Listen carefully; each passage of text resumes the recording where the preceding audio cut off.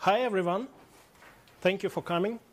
I'm Alexander Gladish, and today I will tell you about an approach to implementing, designing quickly functional UI sketches with Lua templates and mermaid.js.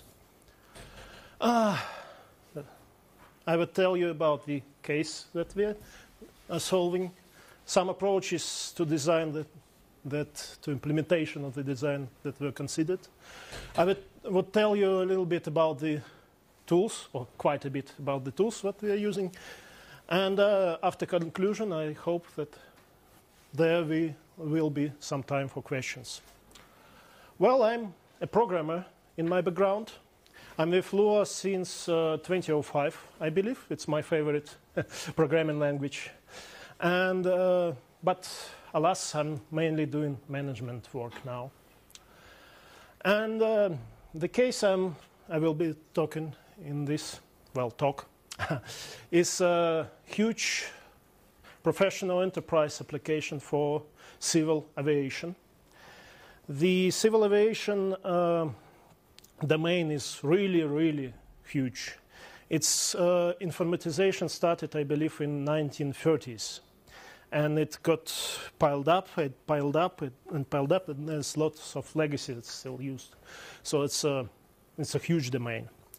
And our task is to, renovate, so to say, 20 years old Windows application, which is still developed, still being in use. But, it's about the lifetime cycle in the aviation is about 20 years, or maybe 25. So it's time to replace it. So we are implementing, developing a modern single-page web application instead. Like I said, the product is huge. So there's not a single person, I think, anywhere, which is able to fit it in his head alone. So it's a team effort. There are technology experts which know the technology deeply. There are product owners and project managers which have the vision of the new product. And there's a designer in design team which, can design. So the application consists of set of screens, a large set. I think in the end it would be about 100 or maybe more. If it would be a web page, I would say that not screens but pages, but right here we call it screens. And each screen can be dedicated to an object or collection of objects or to some process. For example, the list of flights and the one individual flight itself to be configured in the airline schedule. And for each screen in the new application, we have to, using the old application as a template and the worldwide knowledge, so to say, the other applications which are doing this thing, we have to design it. We have to the screen. We have to consider first the concept. Do we need this screen? How should we approach it? How should it work? When we have to do functional sketches, and sometimes for difficult screens, some interactive studies, brief ones, then designer has to design sketches to look nice and be usable. And after this comes the implementation. This talk is about functional sketches, the second step. What are the functional sketches? Here's an example. Sorry, it's in Russian, but it doesn't matter. The main question which the functional sketch has to answer is what is on the screen? How does it work? It doesn't have to be pretty. It doesn't have to be designed. But it has to show what is on the screen and, what can you do with it? So that's just one example. And when design sketch, since main questions are already answers the question, how does it look? The designer has to make it readable, usable, and, look nice. So that's a functional sketch. That's what designer made of it. Doesn't matter what's shown on there. If anyone here is from airline industries, I'm sorry for the budget up terminology, but I don't want to cloud your minds with it. Anyway, my goals is, first of all, there are, like I said, a lot of screens in the application. And, well, you have to see the flow of the screens, how a user can move from one screen to another. Otherwise, you will get confused. And, but the main thing is that I need the functional sketches themselves, obviously. And it doesn't matter how do I make these screens, because they're just illustration, just images. Although those screens are well reviewed by the team, I'm basically only one person who does them, who implements them, actually.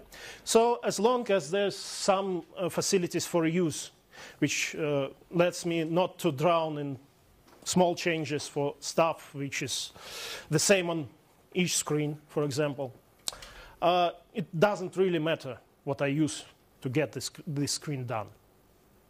As long as I have facilities to rapidly iterate on it, because one screen can be changed, one illustration can be changed maybe 50 times for difficult screens. Usually it's 5 or 6 iterations until we get it right. So it has to be quick. Well, what tools to use to design those functional sketches? Nowadays there are a lot of tools, starting from raster or vector editors and to the specialized editors like Balsamic. But, well, you know, I'm a programmer. I work best when my hands are on the keyboard and not touching the mouse. Of course, I can use most of those tools, and what I can't use, I can learn to use. But I spent all these years to be able to effectively work with essentially structured text with code. I can do that quickly. And I'm used to, well, as an engineer in commercial projects, to getting work done first and getting the work done perfectly on the second. I found that for me it doesn't work this way for visual tools. I have to fiddle so it looks nice. So, well, I wanted to, of course it's not the first time I'm doing this kind of work. It's probably the largest by far projects, but still. And then I had to draw the diagram, the flow diagram for the screens once again. I dropped all the tools I used before, and I came to this little tool called mermaid.js. Here's the link. It allows you, it's not the only one tool which does it, of course, but this particular tool allows you to describe the diagram you want in a simple textual format. And then there's this little visual editor, which is online, and you can see your changes as you type. It's quite convenient. So I thought I would create a screen flow diagram. Here's a very simple example. We have a list of flights, and we can create a new flight from this list by doing some action called create. On the left, you can see the code for this diagram. As you can see, it's trivial. You declare the list. The boxes, the nodes.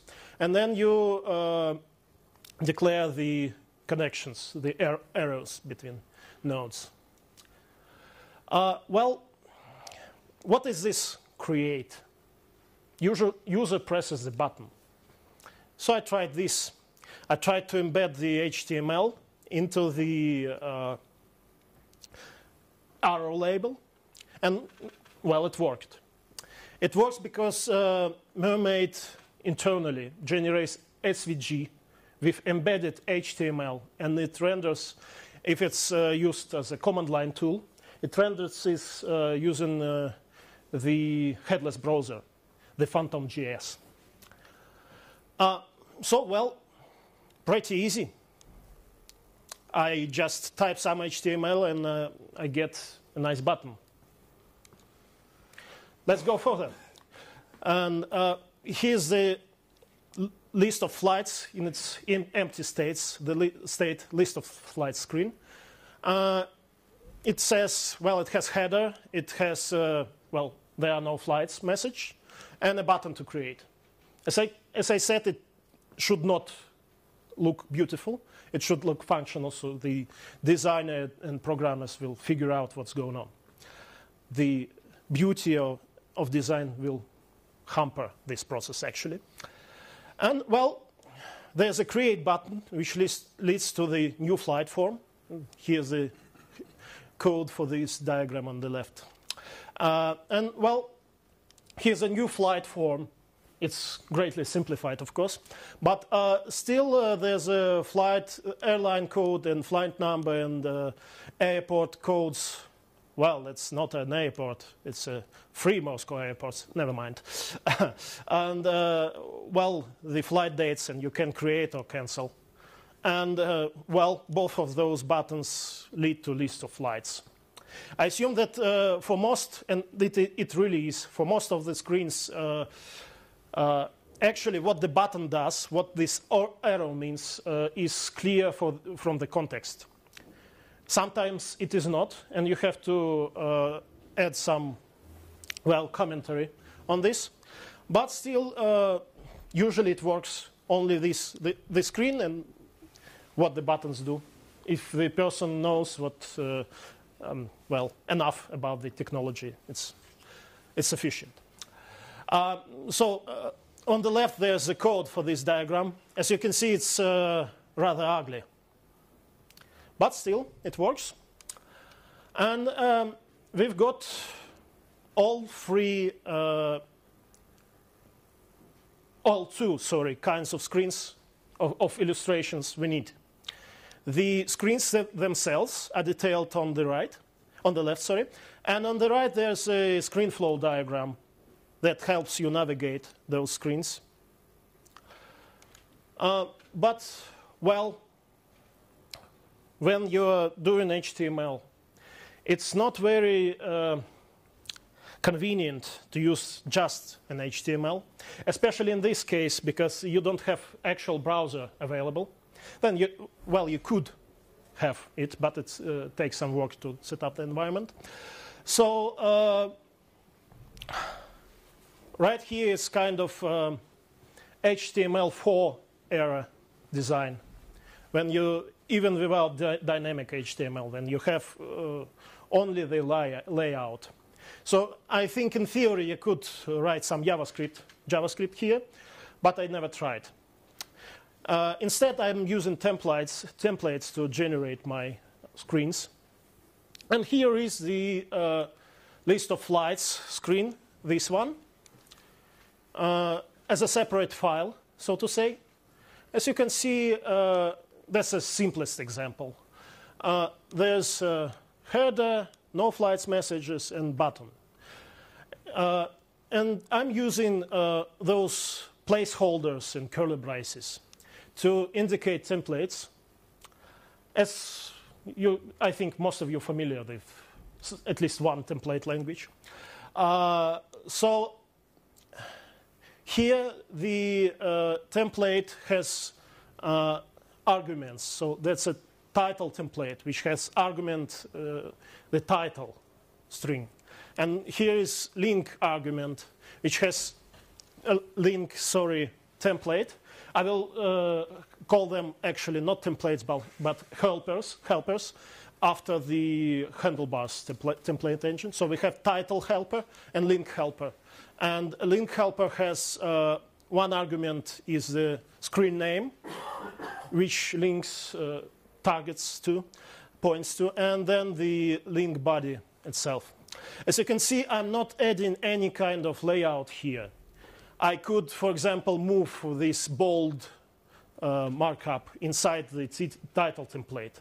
But since those two templates, two helpers are so basic, I don't want to do this. I don't want to change anything because otherwise, I don't want to have side effects, I mean, because otherwise it would be harder at the later point to refactor this thing. So all that those should say to the template system is that for this bunch of template code, the title is list of flights. And this button leads to the new screens. Actually, not button, but this whatever piece of text there will be in the result in HTML. This code results to exactly this screen. Nothing is changed visually. So here's the new flight form, which is exactly the same. We'll not read it out loud. So, like I said, we have two basic helpers, title and link. Here and here is the format for those helpers.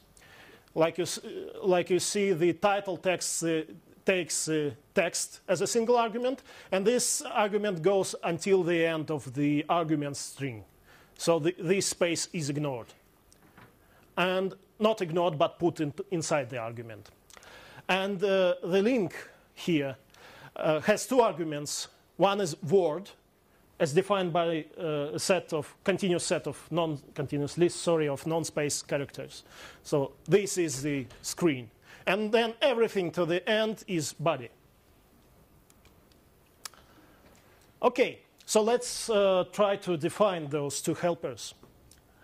I introduced the, actually that's the only, I believe, single one helper which has to be defined by the system.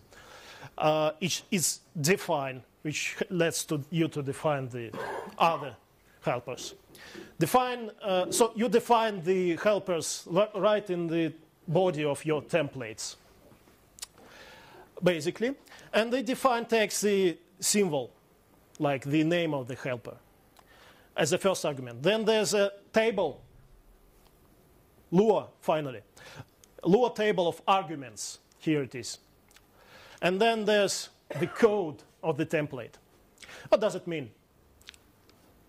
Well, here you can see the definitions for simplest possible implementations of title and link, which just leave the layout unchanged and don't do anything. And here the code is, well, Lua string, not the code, which contains the variable name, the argument name from the template. Right here, then the title is encountered. It gets replaced by the implementation, which I will show on one of the next slides. It gets replaced with this string, which in turn gets replaced, this placeholder text gets replaced from the arguments. Well, that's obvious. But OK, let's go next. Let's look at the implementation. Here's the define function, which basically says here's string. Well, that's all this string from title to the end. Let's eat first word, then table, then all the text there is from this string.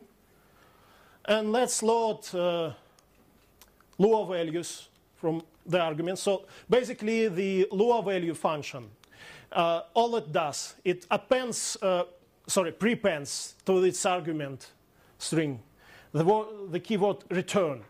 So it would be return this table or return this text. And then calls load string, and that's it. Since I'm only one person working with this, no person who would work with this has to use the secure environment. Well, it's OK to just not do any sandboxing, just call load string, and that's it. So you load the arguments as a table. You load the code, which may be a string or a Lua function code. And then if it's a string, you just wrap it so it will work on replacing the placeholders in this string with the actual values. And then you define this symbol, the title, so it will be available for future replacements. How does it work? The definitions here are put into context. Context is a table which holds everything which can be replaced. So this text has to be in the context of this title invocation. It will be put there this title invocation, of course. It would be put there by this defined code. The context can be nested. So it all works. Can you see this? No, I removed this code. The context can be nested. So right here, you're in global context. Is it correct? Yes. In global context. And inside the title, there's a nested context that has the text definition. And I'm not sure if I'm coming through, but just look at the code. I will have the link to the repo at the end of the slides. OK, anyway, enough of this. So let's define something useful. Here's a title macro as a helper, as implemented as a Lua function, which gets the text argument. And it saves its sum there in the root context and just returns it. Well, first doing some replacements in case it contains other placeholders. And here's a link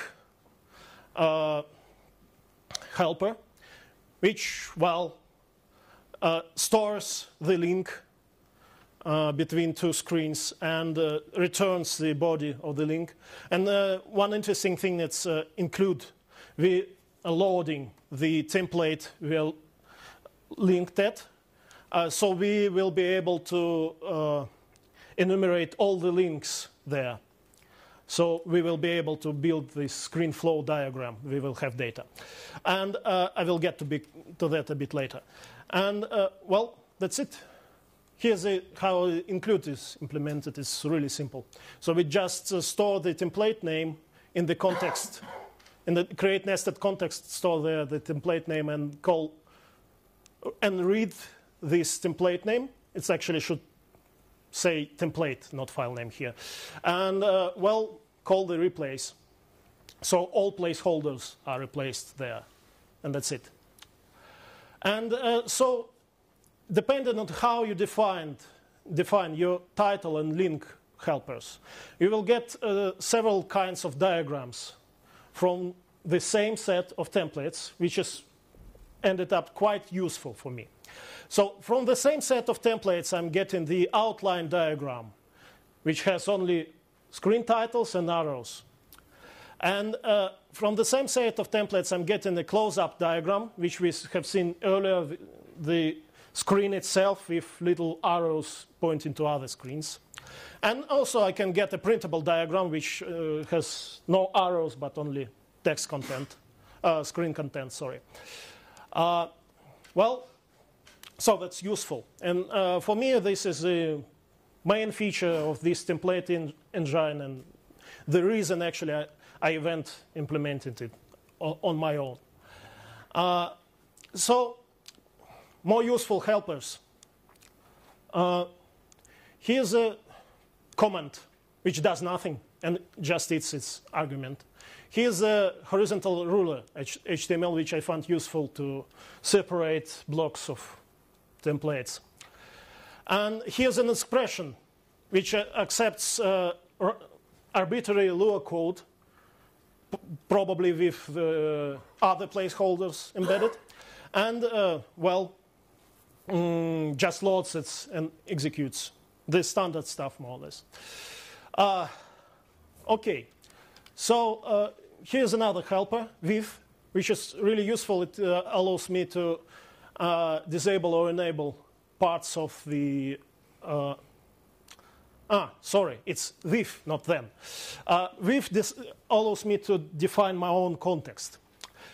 For example, when used in conjunction with then helper, which renders its body only when the symbol is defined in context. I can define at the same place both editable or not or read-only parts of the screen. It's often that for this same set of data, it often happens that you has to show the editor form which user can change, or just preview this data of some form or another. So I define this form which looks differently when it's editable or not. And then I enable editable in the additional context inside this and just invoke this template. And voila, I get this line and not this line. So everything related to the same set of data is kept together. Well, another use for the Viv helper is to define extra context like constants to be used inside the template. Here I have a simple histogram drawing macro template, which, just calculates the width of the histogram from its arguments. Well, some stats. It took me 2 days to implement the core functionality. It was about 250 lines of code. And, I'm using this tool to create different screens, different illustrations for half of a year now. And the code grew to about 330 lines of code, mostly additional error handling and diagnostics. And we created about 60 sketches and finalized 60 different sketches. And many more to come, I believe. Was it worth it? Well, yes. It's not invented here syndrome at its best or worst, and I don't know. But still, I've got a tool that does what I need. I've got it really cheaply, effort-wise. And its output, while not ideal, is quite readable and useful for the designer and for the programmers and for the whole team. And, I had much fun coding it. You may ask, why not something else? Given that I spent really low amount of time on working on this tool alone, I think that studying another tool would take about the same time. And, but if you do know another good tool which does what I need, please share. It may be useful. Well, there are some problems in this tool. First of all is error diagnostic, which are almost non-existent, because I'm the only user right now. It gets better, but since most of the time I know what's up with an error, I just skip it. It can be improved. Then the main problem here is debugging the HTML output. Not the output itself, but how it's rendered. Because basically it's like it was done in Internet Explorer 6. So you don't have any debug console, or you can do nothing, it's just an image. You have to just try this and try that. And now there's some issues with expressive power of this language, but it's more than enough for me right now. Well, I'm done. Thank you. Questions? Please. Yes. Would there have been any use for doing non-HTML-based prototyping, like using ticks or GraphViz? The question is, will there be any use on using this tool for non-HTML diagrams? Well, no, using a tool which did not touch HTML, like generating an image via something Yeah. Sure, because all I do is work with text. As long as the input for your tool, which does something, code or something else, is text, you can use it. Actually, for me, the main new feature here is not the template language, it's a mermaid thing, because it allows me to draw those flow diagrams easily between screens. And as for the template language, I think that you probably can use whatever you like, or this one. The link is here. Welcome. And also patches and pull requests are welcome too. Next question.